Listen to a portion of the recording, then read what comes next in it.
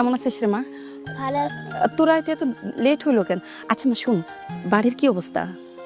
খেলা তো খেলে আসছি, ওইদিকে তুমি যা যা বলছো তাই করে আসলাম। আব্বা তো নতুন মায়ের মারছে, লগে দাদিও নতুন মায়ের মারছে।